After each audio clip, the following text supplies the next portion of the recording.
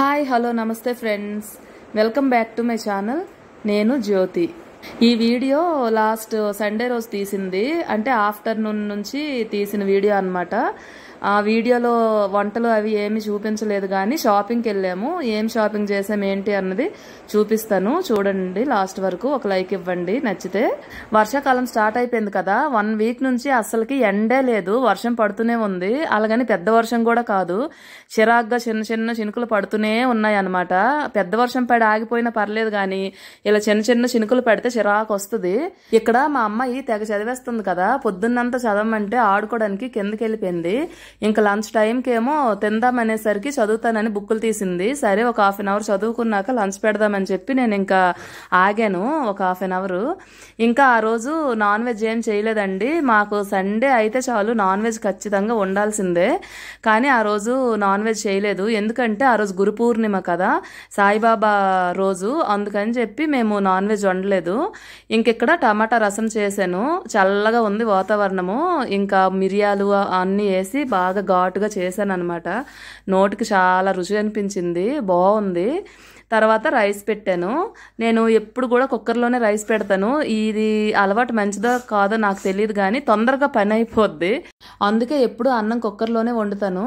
ఇంకెక్కడ చూసారా, ఇల్లంతా బట్టలు ఆరేసేసి ఉన్నాయి. వారం రోజుల నుంచి అస్సలు ఎండే రావట్లేదు.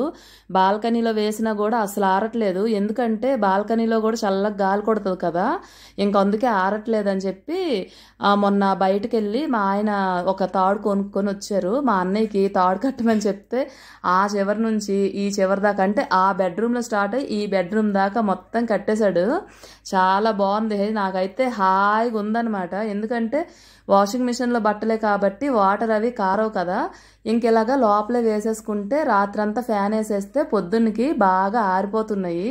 మేమేమో రోజు ఎండ వస్తుంది కదా అని చెప్పి ఉతకలేదు. ఇంకా ఆ రోజు 2 ట్రిప్పులు వాషింగ్ మెషిన్ వేస్తే ఇంట్లోన బాల్కనీలో ఇంకొక బాల్కనీ ఉంది, అక్కడ ఎక్కడ చూసిన బట్టలు అసలు ఆ బట్టలు చూస్తే ఎంత చిరాకు వచ్చేదో ఈ మధ్య.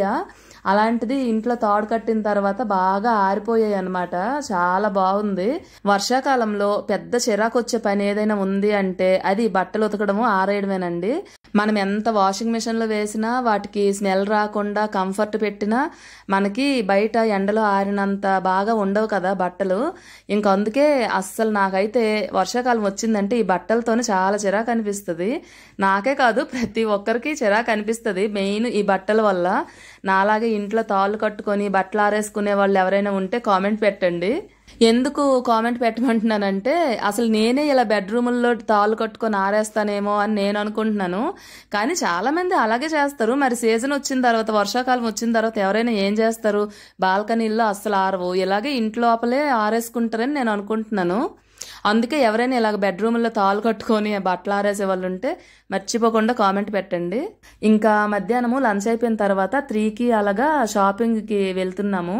నేను, మా ఆడపడుచు, మా అన్నయ్య. ఎందుకోసం అంటే మా ఆడపడుచుకి శారీస్ కొందామని చెప్పి వెళ్తున్నాం అనమాట. మా ఆడపడుచు వాళ్ళు మా ఇంటికి వచ్చి 3 months అవుతుంది. వాళ్ళు వెళ్ళిపోతారు థర్స్డే రోజు. అందుకోసం అని చెప్పి మా ఆడపడుచుకి చీరలు కొందామని చెప్పి వెళ్తున్నాము.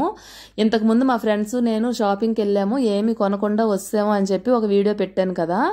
ఆ రోజు అన్ని షాపుల్లోనూ ఒకసారి ఒక లుక్ వేసి వచ్చినాం అనమాట, ఏ షాపులో బాగున్నాయి శారీస్ అని. సండే రోజు మా ఆడపడుచుని తీసుకెళ్ళి శారీస్ కొన్నాను. అసలు ఏం శారీస్ కొన్నాను ఏంటి అని మీకు చూపిస్తాను, లాస్ట్లో చూడండి వీడియో మిస్ కాకుండా.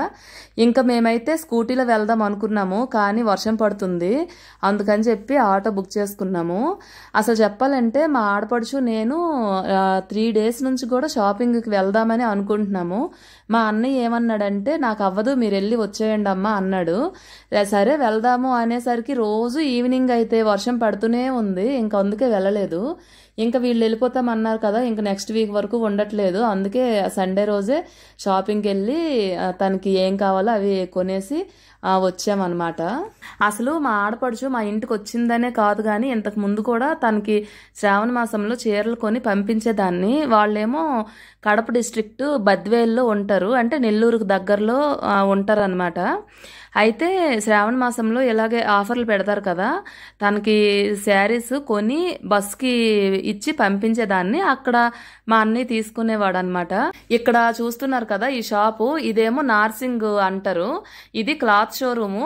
శారీస్ కూడా దొరుకుతాయి అనమాట. కాకపోతే ఫిక్స్డ్ ప్రైసెస్ ఉంటాయి. అస్సలు ఆఫర్లు కానీ కిలో సేల్ అని అలాంటివి ఏమి ఉండవు. ఇయర్లీ వన్స్ యానివర్సరీ సేల్ అని 15% ఆఫర్ పెడతారు, 15% తగ్గిస్తారు.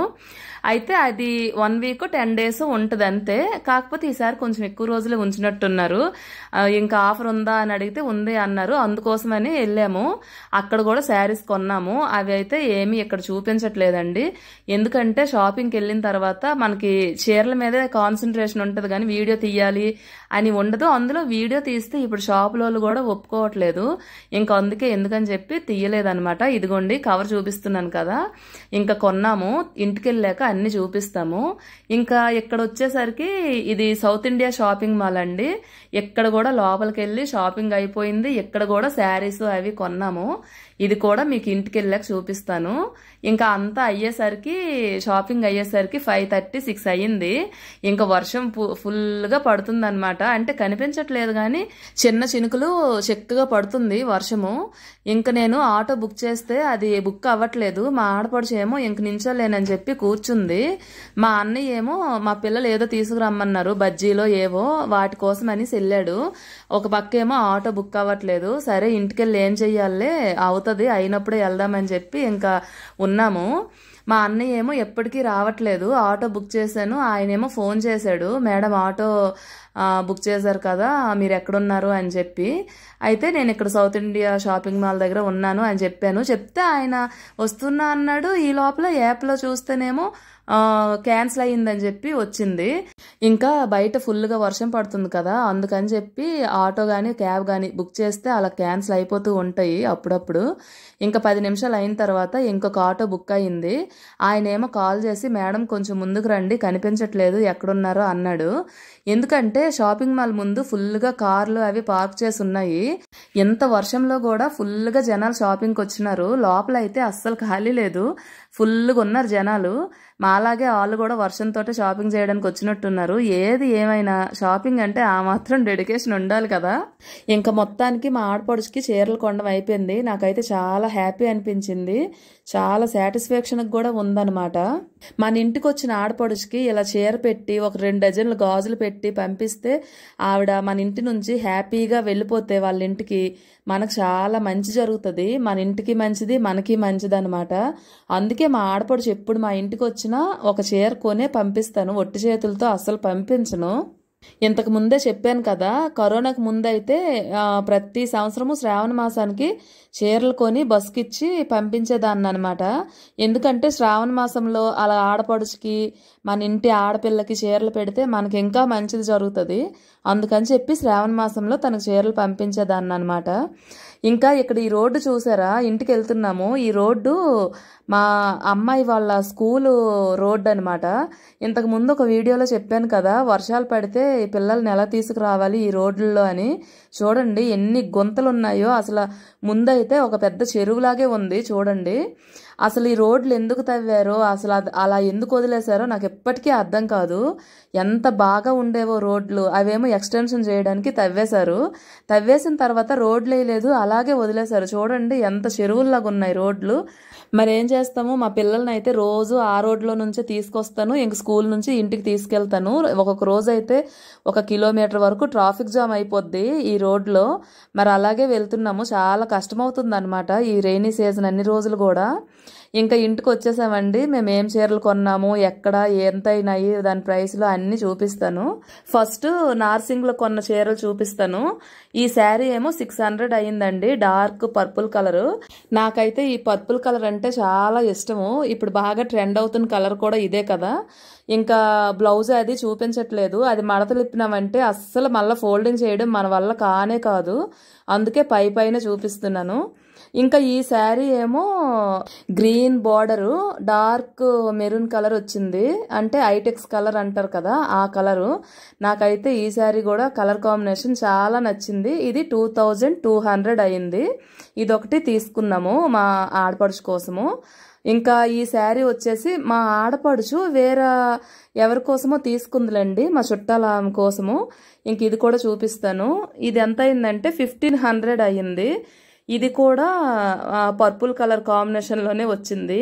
ఇది కూడా చాలా బాగుంది. వీడియోలో లైట్గా కనిపిస్తుంది కానీ బయట అయితే మంచి పర్పుల్ కలర్లో చాలా బాగుంది శారీ. నాకైతే చాలా నచ్చింది అనమాట. ఇంకా ఎన్ని చీరలు కొన్నా ఫినిషింగ్ టచ్ ఒకటో రెండో నైటీలు కొనకపోతే మనకు సాటిస్ఫాక్షనే ఉండదు కదా. అందుకే మా ఆడపడుచేమో 2 నైటీలు కొనుక్కుంది. ఈ 600కి 2 వచ్చినాయి. ఇంకా నేనేమో ఒక స్పన్ క్లాత్ నైటీ తీసుకున్నాను. అది ఒకటి 500 పడింది. ఇదిగోండి ఈ పింక్ కలర్దే నేను తీసుకున్నాను. మా అన్నయ్య బిల్ పే చేశాడు, వద్దని చెప్పినా వినలేదు. మొత్తానికి ఈ శారీస్లో మీకు ఏ శారీ నచ్చిందో కామెంట్ పెట్టండి. ఈ వీడియో నచ్చితే లైక్ చేయండి, అలాగే నా ఛానల్ని సబ్స్క్రైబ్ చేసుకోండి ఫ్రెండ్స్, మర్చిపోకండి. Bye bye.